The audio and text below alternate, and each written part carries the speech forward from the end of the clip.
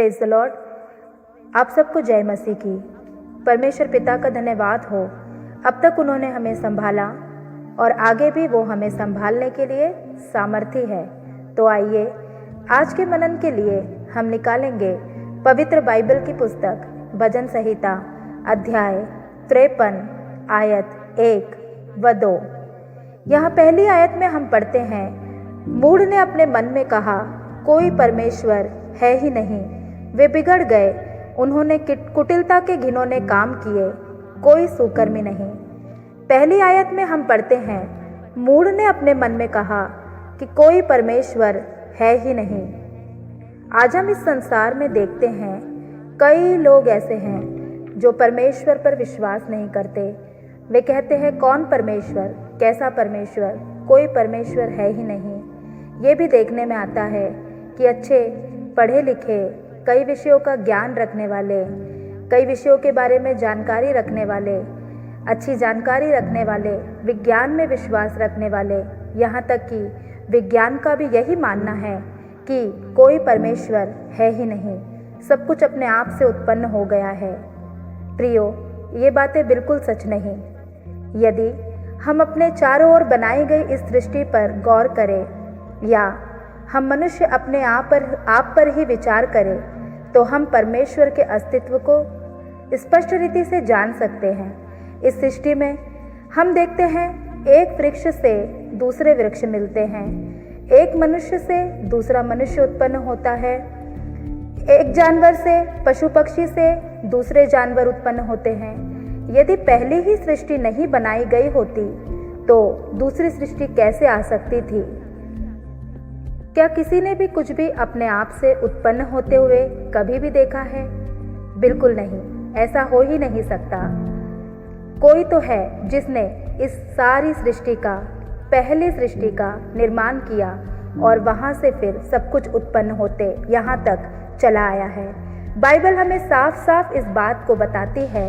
उत्पत्ति अध्याय 1 पद 1 के अनुसार, आदि में परमेश्वर ने आकाश और पृथ्वी की सृष्टि की। और उत्पत्ति पहले अध्याय में हम स्पष्ट रीति से पढ़ सकते हैं कि किस प्रकार परमेश्वर ने पेड़ पौधे, पशु पक्षी, जानवर और मनुष्यों की सृष्टि की और उन्हें बनाया। यूहन्ना अध्याय 1:3 में भी हम पढ़ते हैं, सब कुछ उसी के द्वारा उत्पन्न हुआ और जो कुछ उत्पन्न हुआ है उसमें से कोई भी वस्तु उसके बिना उत्पन्न नहीं हुई। और भी कई वचन हमें बताते हैं परमेश्वर ने ही सब कुछ बनाया है। बाइबल के ये सब वचन हमें स्पष्ट रीति से बताते हैं कि सब कुछ परमेश्वर के द्वारा ही बनाया गया है। एक योजना के अंतर्गत हम सब कुछ बनाए गए हैं। इसलिए प्रियो, कोई अपने मन में ये ना कहे कि कोई परमेश्वर है ही नहीं। अगर हम ऐसी बात सोचते हैं तो चाहे हम कितने भी पढ़े लिखे या सब विषयों की जानकारी रखने वाले या बुद्धिमान क्यों ना हो, उस परमेश्वर के सामने हम एक मूढ़ के समान हैं। इसीलिए हम इस वचन में पढ़ रहे हैं, मूढ़ ने अपने मन में कहा कि कोई परमेश्वर है ही नहीं। अब आगे इसी आयत के अगले पद में हम पढ़ते हैं, वे बिगड़ गए, उन्होंने कुटिलता के घिनौने काम किए, कोई सुकर्मी नहीं। वे अर्थात ऊपर के पद के अनुसार हम समझ सकते हैं, मूढ़ लोग जो परमेश्वर पर विश्वास नहीं करते, वे बिगड़ गए। जो परमेश्वर पर विश्वास नहीं करते, आखिर वो क्यों बिगड़ गए? क्योंकि परमेश्वर पर विश्वास नहीं करने के कारण परमेश्वर का भय उनके अंदर नहीं रहा। वे विश्वास ही नहीं करते कि कोई परमेश्वर है या कोई उन्हें देख रहा है। वे परमेश्वर पर विश्वास नहीं करने के कारण मनुष्य से छिपकर तो अपने कुटिल और घिनौने काम कर लेते हैं और मन में सोचते हैं कि कोई हमें नहीं देख रहा है।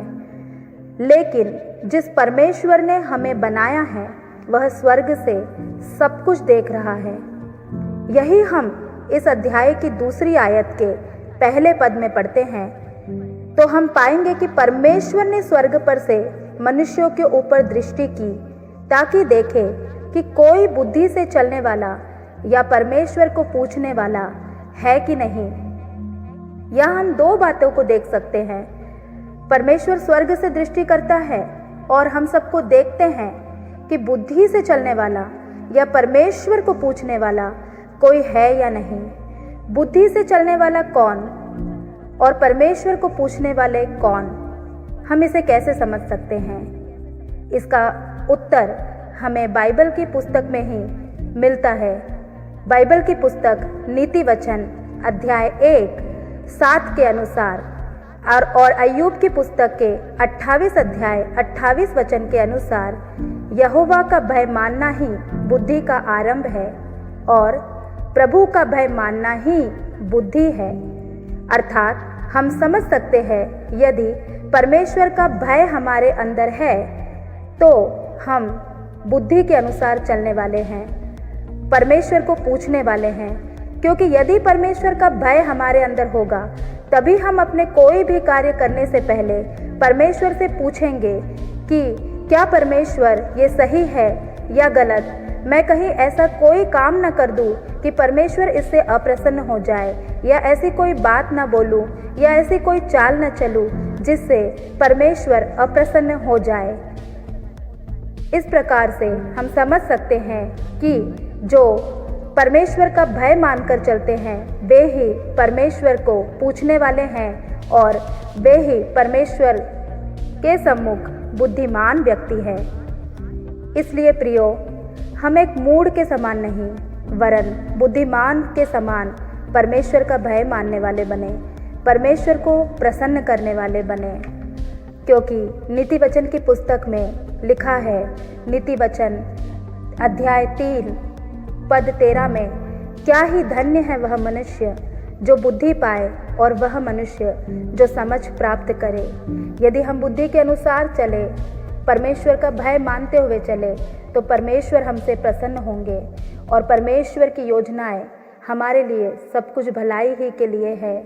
और बाइबल हमें ये भी बताती है कि बुद्धिमानों की यात्रा ऊपर की ओर है, अर्थात स्वर्ग की ओर है।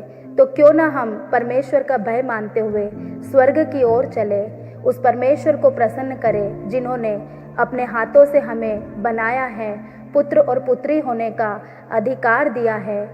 इसलिए प्रियो, हम परमेश्वर को प्रसन्न करने वाले बने। प्रभु आपको इस वचनों से आशीष दे। आमीन।